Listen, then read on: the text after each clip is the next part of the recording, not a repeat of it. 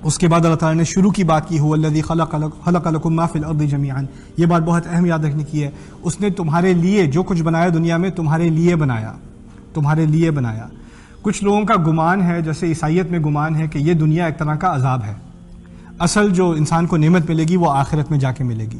یہ گمان غلط ہے. قرآن میں ایک طرف تو کہہ دیا خلق لکم ما فی الارض جمیعا، تمہارے لیے، تمہاری خاطر جو کچھ بنایا تمام زمین میں تمہاری خاطر بنایا. دوسری طرف کہہ دیا وجعلنا لکم فیہا معایش، تمہیں اس دنیا میں اچھے طور طریقے سے رہنے کی، عیش سے رہنے کے جو اسباب ہیں وہ تمہیں دے دیے. قلیلا ما تشکرون، بہت کم شکر کرتے ہو تم. یعنی ہمیں اس دنیا میں نعمتیں دی ہیں، اللہ تعالیٰ کی طرف سے ہی ملی ہیں، اور اس دنیا میں اچھے طریقے سے رہنا ہے، ہدایت کے ساتھ رہنا ہے. اس کا مطلب یہ نہیں کہ دنیا کی نعمتوں کو انجوائے نہیں کرنا، اس کا مقصد یہ نہیں ہے. ایک بیلنس زندگی ہے جس کی طرف اللہ تعالیٰ نے اشارہ کیا ہے. پھر لوگوں کا گمان ہے کہ کیونکہ اللہ تعالیٰ نے جب آدم علیہ السلام کے قصے میں جب انہوں نے درخت کے پاس جا کر پھل میں سے کھایا تو سزا کے طور پہ کیا ہوا؟ زمین میں بھیجا گیا. تو لوگوں کا گمان ہے کہ زمین میں انسان کا آنا ایک طرح کی کیا ہے؟ سزا ہے. ٹھیک ہے نا؟ اور یہ گمان بھی غلط ہے. آج اس قصے میں داخل ہو رہے ہیں تو یہ بات آپ کو سمجھ میں آئے گی. پہلی بات، اس قصے میں داخل ہونے سے پہلے کیا کر دی؟ جو کچھ بھی زمین میں ہے وہ کس کے لیے ہے؟ تمہارے لیے ہے. یعنی دنیا نعمت ہے. اب نعمت کا ذکر کرنے کے بعد آدم علیہ السلام کا قصہ آ رہا ہے تاکہ کسی انسان کے دماغ میں یہ بات نہ آئے کہ دنیا میں جو ہم آئے ہیں یہ سزا کے طور پہ آئے ہیں. یہ کسی انسان کے دماغ میں یہ بات نہ آئے.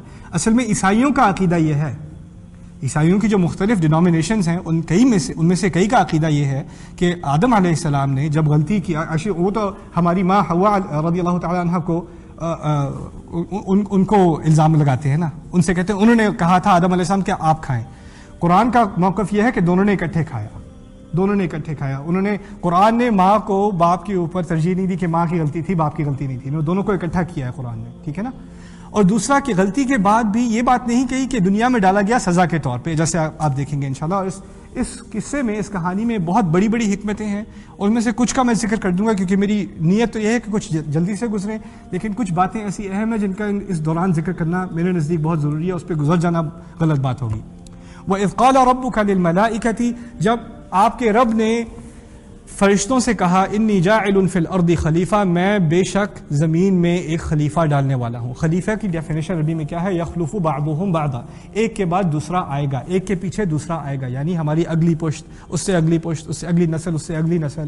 اس کا معنی ہے خلیفہ. خلیفہ کے بعد میں ایک سیاسی معنی ہے، خلیفۃ الارض، خلیفۃ المؤمنین. ٹھیک ہے نا؟ وہ سیاسی معنی بعد کی بات ہے، یہ سیاست سے بہت پہلے کی بات ہو رہی ہے. اب تو حکومت کیا انسانیت ہی نہیں ہے اس وقت بات ہو رہی ہے کہ میں زمین میں ایک خلیفہ ڈالوں گا. اور خلیفہ کے عربی میں معنی کیا ہے؟ ایک کے بعد دوسرا آئے گا، دوسرے کے بعد تیسرا آئے گا، تیسرے کے بعد چوتھا آئے گا. یہ معنی ہے اصل خلیفہ کے. ٹھیک ہے نا؟ یعنی مقصد کہنے کا یہ ہے میں زمین میں ایک ایسی مخلوق ڈالنے والا ہوں جو کئی نسلوں تک زمین میں رہے گی. یہ کہنے کا مقصد ہے. اور یہ بات اللہ تعالیٰ نے جب اس آیت میں بتائی ہے ہمیں تو کہا ہے وَإِذْ قَالَ رَبُّكَ، یعنی رسول صلی اللہ علیہ وسلم سے بات کی جا رہی ہے. جب آپ کے رب نے، میرے پاس ہے پانی، شکریہ، جب آپ کے رب نے فرشتوں سے کہا. اب رسول صلی اللہ علیہ وسلم سے ڈائریکٹلی خطاب ہے. کیوں خطاب ہے؟ کیونکہ پچھلی آیت اگر آپ غور کریں هو الذی خلق لکم، تم سب کے لیے جو بھی کچھ زمین میں ہے تم سب کے لیے بنایا. تو رسول سے بات نہیں ہو رہی تھی صلی اللہ علیہ وسلم، ہم سب سے بات ہو رہی تھی.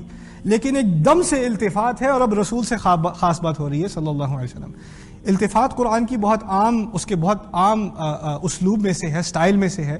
ہوتا یہ ہے کہ کبھی ایک سے بات ہو رہی ہوتی ہے اور ایک دم دوسری طرف بات ہوتی ہے، اور اس کا مقصد ہوتا ہے ہمیشہ، اس میں کوئی نہ کوئی مقصد ہوتا ہے. اس میں اصل طالب علم ہم ہیں. آپ اس طرح ایک تین درجے سمجھ لیجیے. اصل طلاب جو سیکھنے والے ہیں وہ انسانیت ہے، ہم ہیں. ہمارے استاد، ہمارے معلم رسول اللہ صلی اللہ علیہ وسلم، اور رسول صلی اللہ علیہ وسلم کے معلم اللہ سبحانہ و تعالی. اس طرح کی ایک ترتیب ہے، اللہ اور پھر اللہ سے رسول صلی اللہ علیہ وسلم، اور رسول صلی اللہ علیہ وسلم سے پھر ہم. اللہ تعالیٰ ہمیں خود ہی براہ راست سکھا رہے ہیں اس قرآن میں.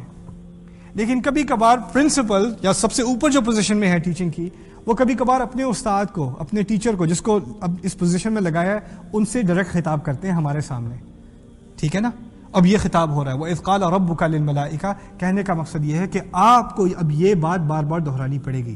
جب رسول صلی اللہ علیہ وسلم کی طرف خاص خطاب ہونا ہم سے ہٹ کر، تو اس کا مقصد یہ ہے کہ ان کی سنت میں سے ہے صلی اللہ علیہ وسلم کہ اس بات کو بار بار دہرائیں اور اس بات کو لوگوں تک پہنچائیں کہ یہ اصل کہانی ہے.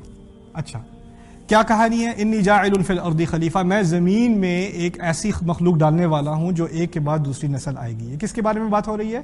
انسان کے بارے میں. اب یہ سوچنے کی بات ہے، ذرا ایک سیکنڈ غور کیجئے. فرشتوں سے بات ہو رہی ہے، اللہ تعالیٰ کہہ رہے ہیں کہ میں انسان کو زمین میں ڈالنے والا ہوں، یہی بات ہو رہی ہے نا. اور یہ اسلوب عربی کا ایسا ہے کہ ابھی یہ بات ہوئی نہیں ہے، ہونے والی ہے.